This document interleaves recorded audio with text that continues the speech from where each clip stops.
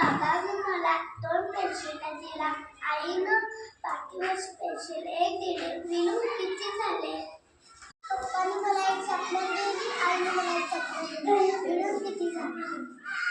बाबांनी मला 2 पेन्सिली दिल्या आणि आईने मला 1 बरोबर दिले. मिळून किती झाले? आईने 2 पेन्सिली दिल्या आणि बाबांना 1 खून दिला. मिळून किती झाले? बाबांनी मला 2 पिशव्या दिल्या. आईने मला 1 किलोसाठी मिळून किती झाले? बाबांनी मला 1 पेन्सिल आणि 1 शॉर्पनर दिलं. आईने मला 1 रबर दिलं. मिळून किती वस्तू झाल्या?